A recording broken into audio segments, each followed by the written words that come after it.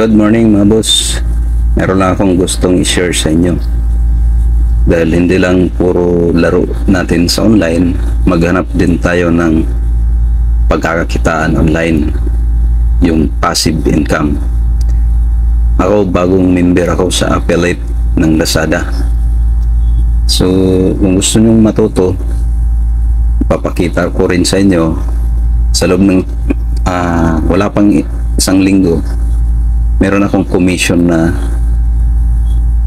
pwede kong makuha. So sundan nyo lang, gusto ko lang i-share ito sa inyo. So kung may Lazada app ka na, i-open mo lang, i-click mo itong account dito, i-slide mo pa kaliwa, hanapin mo yung Lazada Affiliates. Ito yon, open natin. Then ito sa baba, gusto ko munang ipakita sa inyo yung commission ko. Wala pang isang linggo ito Click natin itong report. Yan, meron na. So dito, ibalik natin sa my account,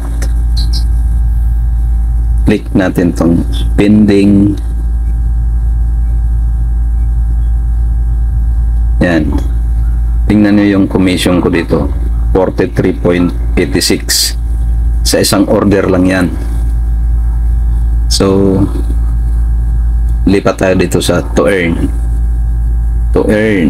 Click natin. Yan, tingnan nyo, lahat yan ay na-receive na ng umorder. Yung mga commission na yan, matatanggap ko yan pag nakaipon ako ng 1,200, dahil yon ang threshold ng Lazada. So para magkaroon din kayo, subukan nyo mag-apply bilang affiliate marketing sa Lazada.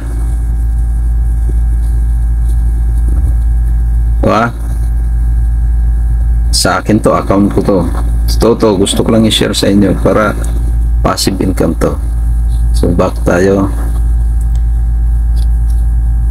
Kung gusto nyo mag-apply, hanapin nyo lang itong Lazada Affiliates at mag-build up kayo dyan ng mga kinakailangan at gamitin nyo yung referral code ko para mapabilis ang inyong approval at ma-assist ko rin kayo. Feel free to message at i-assist ko kayo kung paano kayo mapadali ma-approve. So yun lang. Please subscribe, like, share para sa gustong magkaroon ng passive income, at pakihit na rin ng notification bell para updated kayo sa susunod kong upload. Thank you.